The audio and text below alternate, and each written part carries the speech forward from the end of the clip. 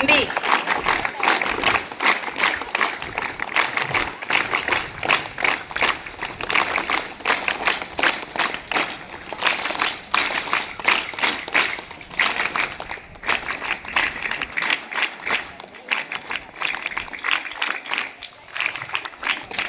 எல்லோரும் பேசும்போதும் நிகழ்ச்சி முடியும் போதும் நீங்க இதே மாதிரி என்சிசி முறையில கைத்தட்டணும் பற்றி மாணவர்கள் பேசுவாங்க, அதையெல்லாம் உள்வாங்கணும். நாம் பின்னாளில் மிகச்சிறந்த ஆளுமையாக இந்த தமிழ்நாட்டிலே அல்லது வேறு அயல் நாட்டிலே அல்லது வேறு மாநிலங்களிலே எவ்வாறு நம்மை தகுதிப்பட உயர்த்தி கொள்ளலாம், இப்படிப்பட்ட நிலைக்கு நாம் உயர்ந்திட ஐயாவிடமிருந்து நாம் கற்றுக்கொள்ள வேண்டிய அருங்குணங்கள் என்னென்ன, இதையெல்லாம் தான் இன்றைக்கு நம் பள்ளி மாணவர்கள் இங்கே நடத்த இருக்கின்றார்கள். நீங்கள் அமைதி காத்து மிகச்சிறந்த ஆளுமையாக வளர வாழ்த்துகின்றேன். தற்பொழுது அவருடைய எளிமையும் ஆளுமையும் பற்றி நம் முன்னே பேச இருக்கின்றான் 12ஆம் வகுப்பு மாணவன் உதயராஜ். அனைவருக்கும் வணக்கம். தலைமை ஆசிரியர் உட்பட அனைத்து ஆசிரியர் பெருமக்கள் மற்றும் மாணவ நண்பர்கள், சிறப்பு விருந்தினர் அனைவருக்கும் என் அன்பான வணக்கங்கள். இன்று இந்த உலகில் மனிதன் என்ற சொல்லுக்கு மிக பொருத்தமான மாமனிதர் அவர்களை பற்றி பேசுவதும் அவர் வாழ்க்கையை எப்படி நம் அனைவருக்கும் பயனுள்ளதாக அமைத்திருந்தார் என்பதை தெரிந்து வைத்திருப்பதும் தெரியப்படுத்துவதும் நம் அனைவரின் கடமையாகும். தன் சிறு வயது முதலே விடுதலை போராட்டத்தில் தன்னை இணைத்துக் கொண்டு கதராடையை தன் தோள்களில் சுமந்து காந்தியடிகளோடு இணைந்து ஆங்கில ஏகாதிபத்தியத்தை விரட்டியடித்து சுதந்திரம் பெற்றது மட்டுமல்ல, பெற்ற சுதந்திரத்தையும் அதன் பயனையும் சுதந்திர இந்தியாவில் சிறப்பாக செயல்படுத்திய பெருமை குறிப்பாக தமிழகத்திற்கும் தமிழர்களுக்கும், ஏன் இந்திய தேசியத்தை கட்டுக்கோப்பாக கலந்து விடாமல் காத்த பெருமை நமது கர்ம வீரர் காமராசரையே சேரும். ஏழைகளின் துயரறிந்த எளிமை தலைவன், எடுத்த முடிவுகளில் உறுதி கொண்ட வீரத்தமிழன், பள்ளிக்கூடங்கள் பல திறந்த படிக்காத மேதை என அத்தனை புகழாரம் அவருக்கு பொருந்தும். ஆனால் அவர் அந்த புகழ்ச்சியை விரும்பியதில்லை. ஐயா காமராசர் முதலமைச்சராக பதவியேற்ற போது சுமார் 6000 தொடக்க பள்ளிகள் மூடப்பட்டிருந்தன. அவற்றை உடனடியாக திறக்க ஆணையிட்டார். மாநிலம் முழுவதும் அனைவருக்கும் இலவச கட்டாய கல்வி சட்டத்தை இயற்றி தீவிரமாக நடைமுறைப்படுத்தினார். மாணவர்கள் பசியின்றி படிக்க மதிய உணவு திட்டத்தை கொண்டு வந்தார். பள்ளிகளில் ஏற்றத்தாழ்வு இன்றி குழந்தைகள் கல்வி கற்க சீருடை திட்டத்தை அறிமுகம் செய்தார். பள்ளிகளின் வசதிகளை பெருக்க பள்ளி சீரமைப்பு மாநாடுகளை நடத்தினார். அது மட்டுமல்ல, காமராசர் ஆட்சி பொறுப்பேற்ற போது தமிழகத்தில் படித்தவர்கள் சதவீதம் 4% தான். அதாவது 100 பேரில் 4 பேர் மட்டுமே படித்தவர்கள். ஆனால் அவர் ஆட்சி முடிக்கும் போது தமிழகத்தில் படித்தவர்கள் சதவீதம் 37%. இப்படி பெரும் வளர்ச்சிக்கு வித்திட்டவர் நம் காமராசரே ஆவார். அவர் ஒரு பள்ளி நிகழ்ச்சி ஒன்றில் கற்கை நன்றே கற்கை நன்றே பிச்சை புகினும் கற்கை நன்றே என்று பிச்சை எடுத்தாவது படிக்க வேண்டும் என்று பழந்தமிழ் இலக்கியங்கள் சொல்கிறது.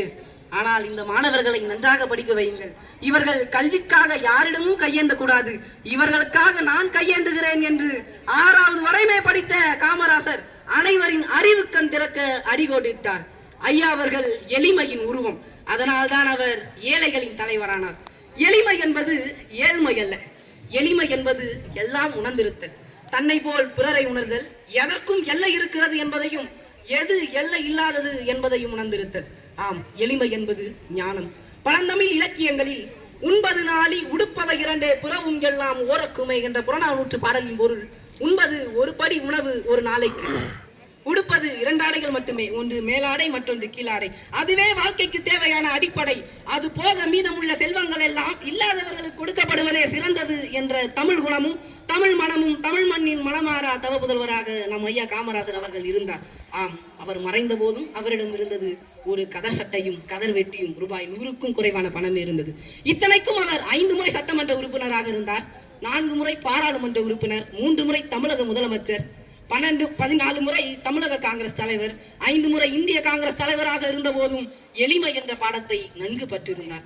அவர் சாப்பாடு விஷயத்திலும் மிக எளிமையானவர். 2 இட்லி 1 டம்ளர் பால் மட்டும்தான். அசைவம் பெருசா சாப்பிட வேண்டும்னா 1 முட்டை, அதுவே அவருக்கு ரொம்ப பெரிய சாப்பாடு. இப்படி இலவசங்களை அறவே பிடிக்காத எளிமையை விரும்பிய மாபெரும் தலைவர் நம் ஐயா காமராசர் அவர்கள். மற்றும் ஐயா அவர்களின் ஆளுமை பண்பு பற்றி சொல்ல வேண்டும் என்றார், வள்ளுவர் சொன்னது போல எண்ணி துணிக கருமம் துணிந்த பின் எண்ணுவம் என்பது இழுக்கு என்ற வாக்கு இருக்கிறாங்க. ஐயா அவர்கள் எந்த செயலையும் எடுத்தேன் கழுத்தேன் என்று செய்ய மாட்டார். நிதானமாக யோசித்துதான் ஒரு செயலில் இறங்குவார். அப்படி இறங்கிய பின் எடுத்த செயலை எக்காரணம் கொண்டு முடிக்காமல் விட மாட்டார். இத்தகைய வலிமையான ஆளுமை பண்பு நிறைந்தவர் நம்ம ஐயா காமராசர். மற்றும் ஐயா அவர்களின் சமயோசித முடிவுகள் மிக சிறந்த முடிவுகளையும் மாற்றங்களையும் நம் நாட்டிற்கு நன்மையும் பயனையும் அளித்துள்ளன.